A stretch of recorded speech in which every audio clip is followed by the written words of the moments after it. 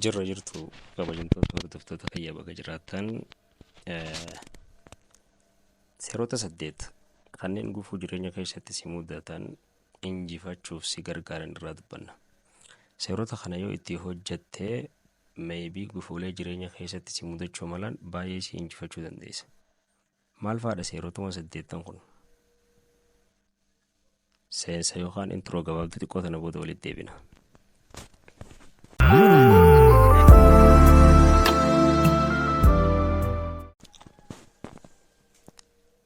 Baga nagaan eedan mee maali seerota 8 kanneen gufuu jireenya keessaa injifachuuf nu gargaaru yoo jennu taate tokkoffaarraa eegallaa ilaalcha gaarii qabaachuu si galtee xiinsammuu positive ta'e qabaachuu jaa tokkoffaan. Kana jechuun maal jechuudha? Xiinsammuu positive ta'e qabaachuu jechuun maal jechuudha? Qormaata jireenya keessatti sitti dhufu qormaata adda addaa yookaan gufuulee adda addaa kanneen jireenya keessatti sitti dhufu malan hamileedhaan simadhu. Mataa buuftee akka lukkuu dhukubduutti mataa buuftee ta'uu osoo hin ta'in qormaanni jireenya keessatti akkasii mudatu beektee hamileen simachuu danda'u qabda. Maaliif qormaata san akkamitti akka irra aantu dandeettii keessa jirutti amanuu danda'u qabda. Diin injifadhaa qormaata kana haa dhufu ittee laphee guutuun eeguudha. Lammaffaan galma yookaan kaayyoo tokko kan ifa ta'e qabaachuudha. Galma yookaan kaayyoo ifa ta'e qabaachuu jechuun maal jechuudha? Namni tokko tarkaanfii wal fakkaataa fi cichoomina qabu fudhachuudhaaf jechuun maaliif furmaata irratti tarkaanfii wal fakkaataa fi cichoomina yookaan itti fufiinsa qabu fudhachuudhaaf kaayyoolee isaa adda baasee qulqullinaan lafa kaa'achuu danda'u qaba. Yoo akkas taate rakkoo san irraa aantaa jechuun gufuulee jireenya keessatti mudatan. Ammallee tarkaanfii fudhachuu jechuun jireenya kana keessa rakkoolee baay'eetu jira. Gufuulee baay'eetu jira. Gufuulee tana caccabsitee gad deebiftee tartiibaan kaa'uu danda'u qabda. Akkaataa wal duraa dubbeesiitiin walirra jabduutiin kaa'uu danda'u qabda. Akka hoogganuuf si mijatuuf. Gaafa kana gootu maali tarkaanfii qabatamaa yookaan itti fufiinsa qabu rakkoolee saniif furmaata fiduudhaaf fudhattaa jechuudha. So kanaaf dura rakkoolee san tartiibeessitee tartiibaan kaa'uu erga tartiibaan keessee tarkaanfii irratti fudhachuu danda'udha. Afuraffaa bira dheena afuraffaa maal jaa kufaatii irraa barachuu danda'u.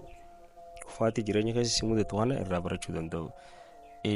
Akkana jechuun kufaatii kana akka carraa barnootaatti ilaaluu danda'u qabda. Carraa barnootaatti ilaaluu danda'u waggaa jennu rakkoolee si mudatan kana akkamiin akka irraa aanuu qabda. Rakkoolee jireenya keessa si mudaturraa barta siistama kamiin yookaan mala kamiiniin cabsaa hajuu. Kanaaf kufaatiin carraa sii ta'uu qaba. Carraa ittiin kufaatii keessaa baatu sii ta'uu qaba malee ta keessa ittiin haftu sii ta'uu hin qabu. Sii galtee kufaatii yeroo si dhuftee akka nama kotorbaandii waliin baasee gista akka jalaa qabametti karaa iffannisuu deemu osoo hin ta'in rakkoon namoota jajjabaadhaaf tarkaanfii fuula duratti akka fudhatan wantoota isa gargaaran irraa takka waan taateef. Shanaffaan gargaarsa gaafachuu sodaate. Gargaarsaas tahee gorsa namoota ogummaa qaban hiriyoota keetirraa fi namoota jaalatturraa gaafachuun sodaatin. Jaaffaa bira dha'inaa. Jaaffaan nama jijjiirama wajjin tarkaanfatu ta'e jijjiirama fudhachuu bari haala jijjiirama jiru fudhachuu bari jennaa. Akkana jechuun addunyaan tun jijjiiramaa deemtee jijjiirama dhufu hunda akka buttuutti haala irra dhaabbattee osoo hin ta'in haala addunyaa jijjiiramaa deemu kana wajjin madaquu danda'u Kuni maaliif si gargaara maddaquun kuni karaalee garagaraa kan rakkina ittiin furtu baruudhaaf addunyaa wajjin tarkaanfachuu danda'utu sirraa eegamaa jechuudha. Bakkuma takka taa'uu qabdu doormaanti taate. Torbaffaan ammoo dandamachuu shaakaluu danda'u qabda.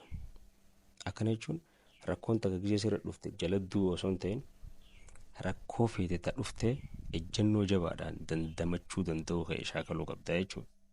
Akkana jechuun kufaatiin duuba si deebisuu osoo hin ta'in kufaatiin duubatti si deebisuu osoo hin ta'in kufaatii yookaan balaa jireenya keetii irratti si mudachuu ta'a. Dandamattee balaa san injifachuu danda'u jechuudha. So jala kuftee achidduu osoo hin ta'in balaalee dhufu hunda dandamachuu siistamatti dandamachuu dandeessu shaakaluu danda'uudha. Isiin dhumaa cichoominaan gara fuula duraatti deemsatti fuudha isiin dhumaa. Akkana jechuun cichoominaan itti fufuu jechuun yeroo hunda yoo dandeessa fiigii yoo dadhabdee suuta deemii yoo suuta dadhabdee gangaladhu sadarkaa jirutti agarteen even rakkummaan fadha yoo si mudatte jechuudha. Yeroo gufuun guddoon si dura dhufte yeroo adeemsa kee laaffatellee if dura deemurraa duubatti hin jeeni. Abdiin kutanii jechuudha. So if dura deeminsa itti fufe tasuma if dura deemurraa if duuba hin jeenidha. Har'aaf 8 kanaan qaba. Boruu kabiraatti walitti dachaana. Kanaaf seerota 8 kana yoo fayyadamne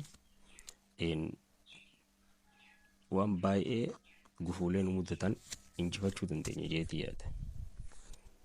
Kun daraaraadha. Nagaa naa jiraadhaa.